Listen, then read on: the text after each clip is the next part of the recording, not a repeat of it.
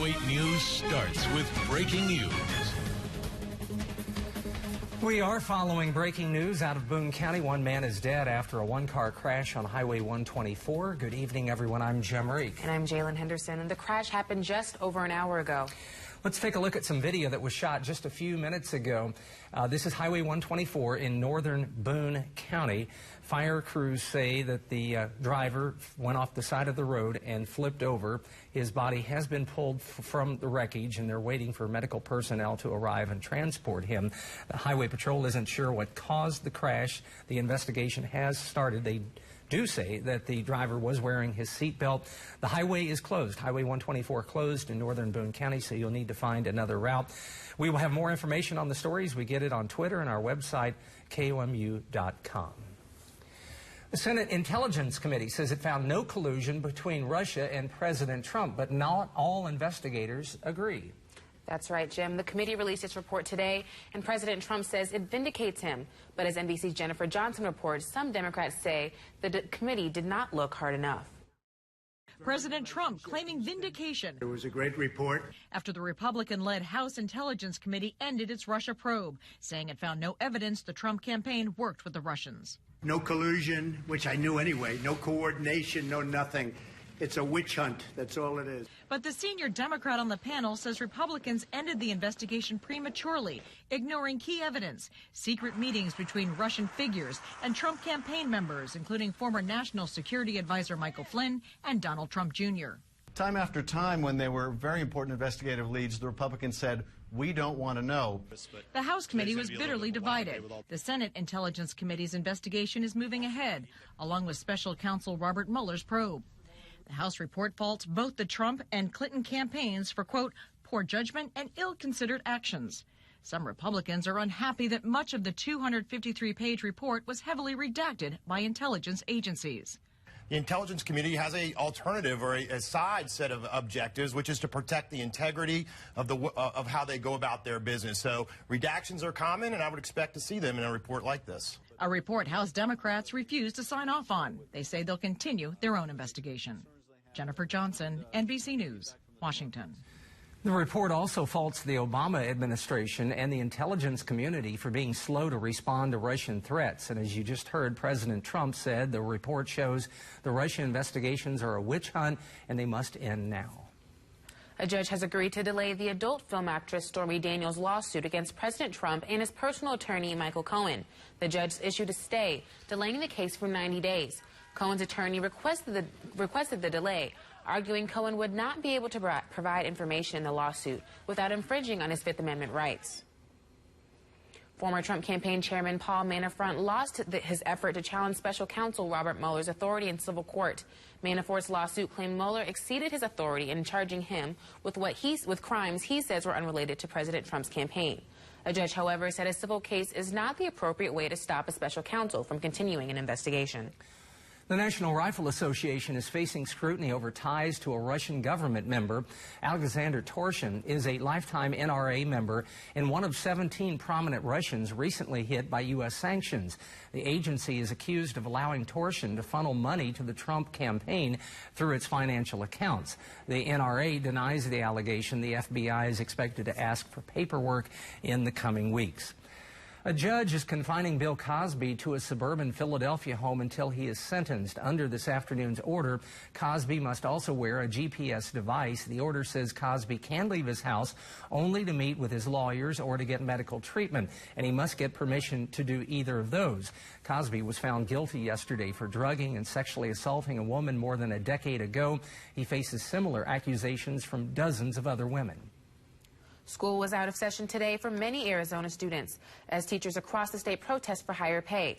Thousands of teachers rallied outside the state capitol in Phoenix and want a 20% pay increase.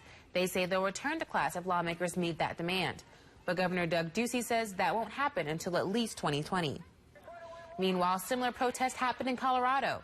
The Colorado Education Association says the state is underfunding public schools by $800 million a year.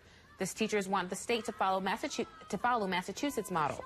In 2017, Massachusetts, with about the same number of students, spent roughly $7,000 more per pupil than Colorado. And teachers there made $24,000 more than teachers in Colorado.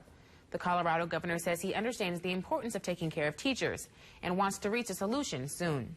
I was a teacher's assistant for a year in college, and let me tell you, it's the hardest job I have ever had. I know that you deserve to get a fair pay. You should be able to afford to live in the community where you teach. Both Colorado and Arizona's protests are expected to continue on Monday. Back in mid-Missouri, the tampering case against Governor Greitens will go on. This morning, a judge denied Greitens' request for a restraining order against Attorney General Josh Hawley. Greitens wanted to block Hawley from continuing to investigate his charity, The Mission Continues. The governor claims Hawley has a conflict of interest after the AG said Greitens' past actions are impeachable and called for the governor to resign. The judge, however, says he did not find a violation of the rules of professional conduct by Josh Hawley. A Callaway County neighborhood is nervous tonight after deputies discovered the body of a man near Holt Summit. Sheriff's Department is investigating the death as a homicide. KOMU 8's Maya McDonald spoke to neighbors who want answers. Although things look quiet now here along Platinum Road in Callaway County, early Friday morning was a troubling scene. We asked what happened and said someone got murdered. The old guy that lived there got shot. Callaway County deputies alongside Holt Summit Police discovered the body of an adult male just before 2 this morning. And for his neighbors, the mysterious death brings questions. I woke up about 1:30 in the morning to sirens and a bunch of lights, and I looked out and I seen they was next door, and I really didn't think too much of it. Neighbors say the man often kept to himself. Despite living in the area for years, they didn't know him very well. He lives there by himself, yeah. Every now and then his 2-year-old grandson will come and visit, but that's it. We rarely ever see them. As you could tell, we live next door, but we never see them. They say things like this usually don't happen in Holt Summit or Callaway County. It was scary knowing something happened like that, actually since really close to us. Yeah. Investigators are withholding the man's name while locating family members. Columbia police are looking for a man who robbed Central Bank on Nifong Boulevard this morning. It happened at about 9:30. Police say the man walked in, demanded money, and ran off. No one was hurt. The robbery caused a brief lockdown at Gentry Middle School and Rockbridge High School. A bank employee told KOMU 8 what happened. Yes, we had a robbery this morning around 10 o'clock. It was nonviolent, so really other than the teller, no one knew that it was happening. We followed our procedures. Everyone is safe. Everyone is good. Police are now doing their investigation, and we'll reopen as soon as we can. If you have any information, you should call Columbia Police or Crime Stoppers at 875-TIPS. Columbia Police are also investigating a robbery at a Petromart on Rangeline early this morning. It happened at about 3 a.m. An employee says 2 people came in, wanted alcohol and tobacco. A third person was outside the door with a gun. They grabbed what they wanted and took off. No one was hurt and no arrest had been made. Coming up, long-distance help, the power of music on display at a Columbia church. And 10 Jefferson City kids chosen to represent their peers. It's going to be a mild weekend with a warm-up on the way for next week. I'll let you know what all you can expect. A group of Uganda orphans performed a free concert tonight to the Columbia public. KOMU 8's Eva Chang sat down with 2 of the kids, and she's back with their story. Yes, the youngest person in the choir is 7 and the oldest is only 13. The choir's leader says since it was founded 24 years ago, generations of members have traveled to 6 continents to perform music and dance. A good song can bring healing to the soul through the singing of contemporary gospel and the humming of traditional African rhythms. The 18 Uganda children told their stories. My mother abandoned me at Abba. Choir leader says the group has rescued many children from Uganda communities ravaged by war and fatal diseases like malaria and AIDS. Joseph Kisa is 11 now. He was abandoned by his parents when he was so little that he no longer remembers anything about his biological family. But he never feels alone. Music is his constant companion. Music can change people's lives and music can tell about all of our stories.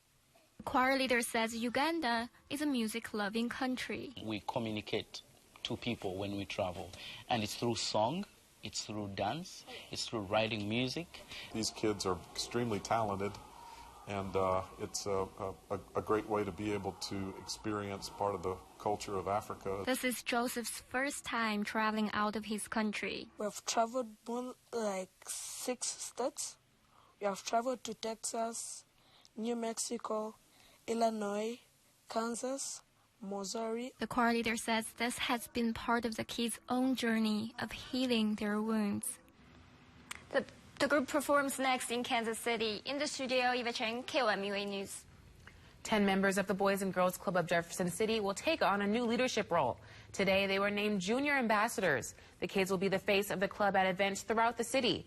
They'll also represent the club at luncheons and events with their donors. In addition, the ambassadors will learn how to give tours of the Boys and Girls Club facility. They can show the club from their perspective and from their point of view. And so I think it'd be really fun for people to come in and get a tour from a child. They'll visit the Jefferson City Police Department on Monday as their first outing. The High School Music Festival is bringing in thousands of visitors to Columbia. The University of Missouri and the Visitors Bureau had to go through a competitive bidding process to keep the festival. It will be at MU for the next 5 years. A Visitors Bureau spokeswoman says the future is looking bright. We've worked really closely with the university to make sure that it's a great experience for everyone who comes in, and we want to continue that.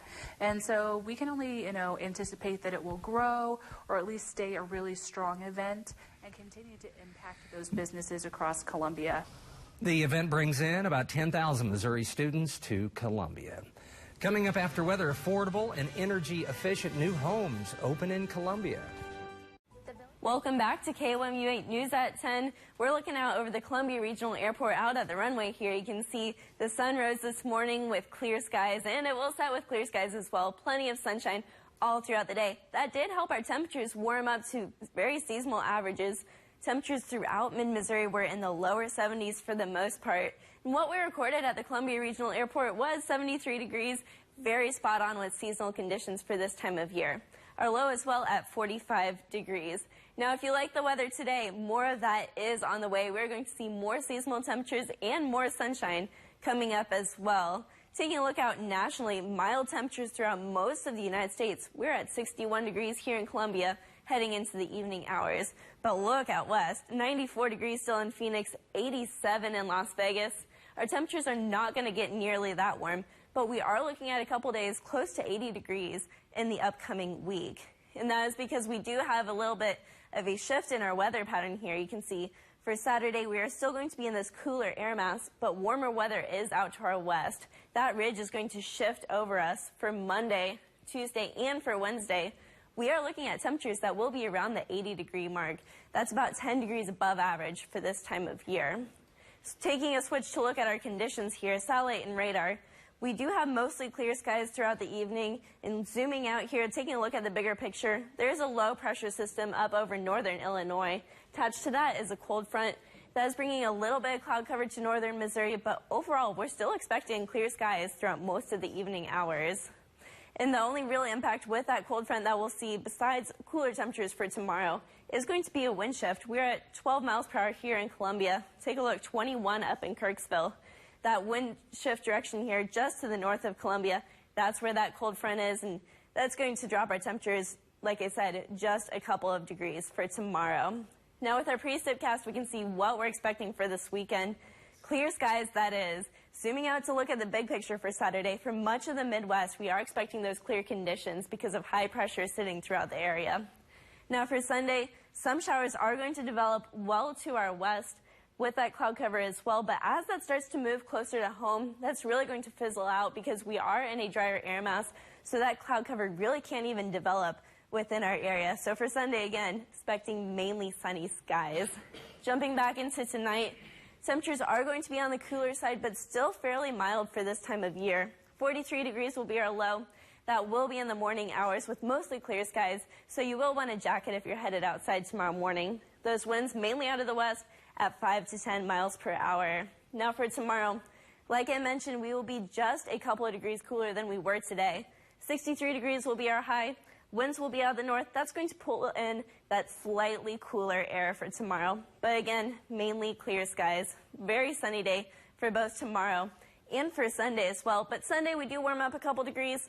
70 degrees will be our high for that, but Monday, will you look at that, 79 degrees. And we even warm up to 81 for Tuesday.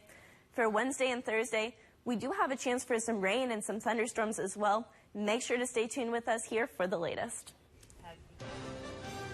A heated protest outside Columbia's Planned Parenthood. What both sides are saying about a critical funding issue. That's coming up at first-year lottery numbers. Good luck.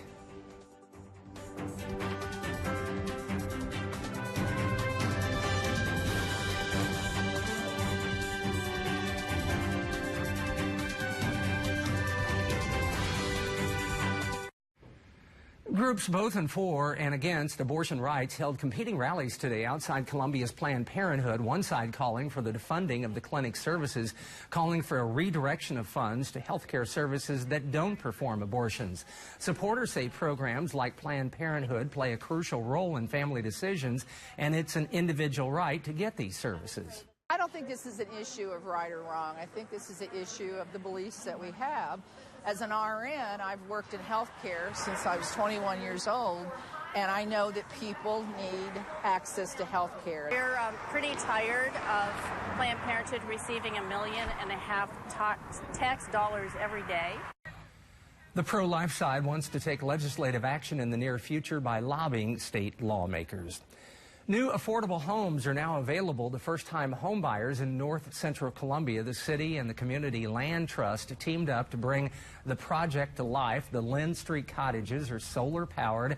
They cost about $175,000 to build each home. The Land Trust says the new tenants are thrilled. I mean, all of our homeowners are extremely excited. You know, homeownership is something we all strive for.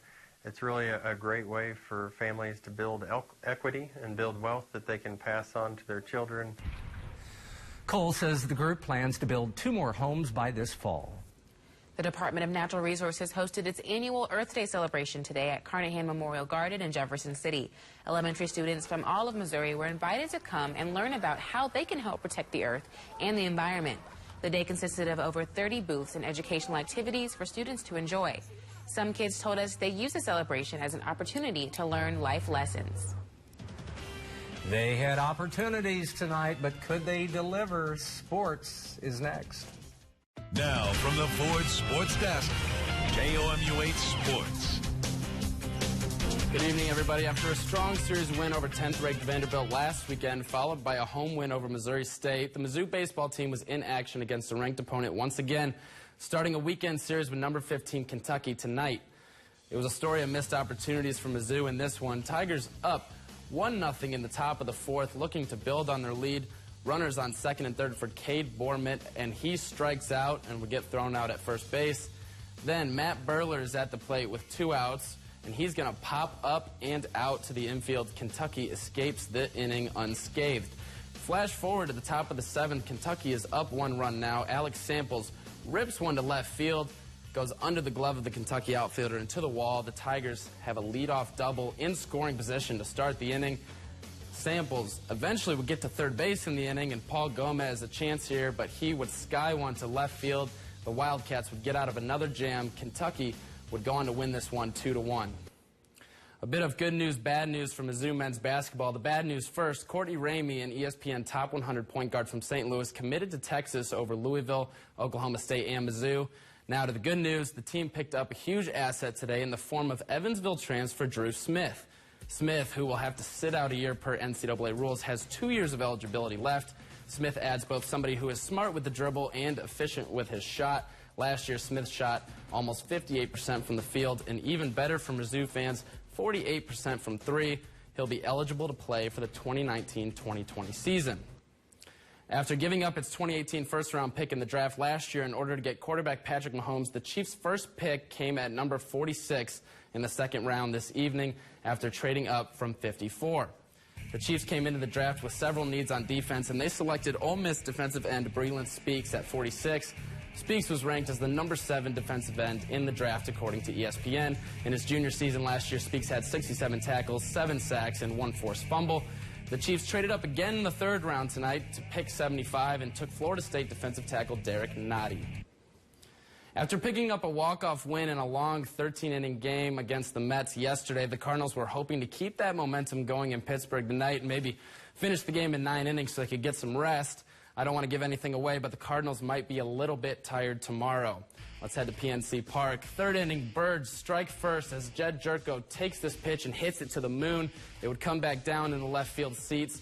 Cards up 1. Later that inning, up 2 with 2 on for Marcell Ozuna, who takes a ball nearly into the dirt into left field, scoring Tommy Pham. Cardinals up 3-0. In the 5th, Ozuna again with a runner on second, drives one up the middle. Jose Martinez huffing it around third, takes kind of a wonky slide into home, but the Cardinals up 5-0. After taking a 5-2 lead into the 9th, Cardinals in trouble. Jordy Mercer down 2 with 2 runners on, and he hits a ball to the wall. Tommy Pham also hits the wall. The Pirates tie this one up in the 9th. The Cardinals get out of the inning. The game goes to extras, but bottom of the 11th, Starling Marte with 2 outs and runner on third drives the ball into center field. That's a walk-off. The Pirates staying true to their mascot as they steal this one from St. Louis. Across the state, the Royals have had a not-so-great start to the 2018 season. Kansas City with only 5 wins coming into tonight's matchup against the Chicago White Sox. The Royals would jump out to an early lead in this one. In the bottom of the 1st, it's Mike Moustakas, the Moose, going yard. Royals take a lead. Later in the inning, it'd be Jorge Soler. He's going to take this ball and hit a double into right center field. This would drive home another run for Kansas City, but the lead wouldn't last for long. The White Sox, on a sacrifice bunt, are going to tie this game up. And then in the 4th inning, it's Matt Davidson homering to give the White Sox the lead. There's the home run from Matt Davidson. The White Sox take the lead, but the Royals would eventually come back in this one. This one is in extra innings, bottom 10, tied at 4. And lastly, the NBA playoffs continue tonight with 3 teams looking to advance into the 2nd round in 3 separate Game 6s. The late games did not disappoint. Indianapolis, the Pacers controlled the game all the way. Indiana wipes the floor with the Cavaliers, winning by 24, 121-87. LeBron James in danger of losing a first-round playoff series for the first time in his career. And out west, the Utah Jazz looking to eliminate the Oklahoma City Thunder tonight. Currently, the Jazz are holding on to a slim lead. No word on whether Mitt Romney is in attendance again tonight. Should Utah win, they would go on to face the Rockets in the 2nd round. That's all for sports. Thanks for joining us. Coming up on KOMU 8 News tomorrow at Bass Pro Lake, Mid-Missourians will build, row, and race their cardboard boats. And all of the proceeds are going to the food bank. We'll have a live report from the race. Join us for KOMU 8 News today at 6. Megan?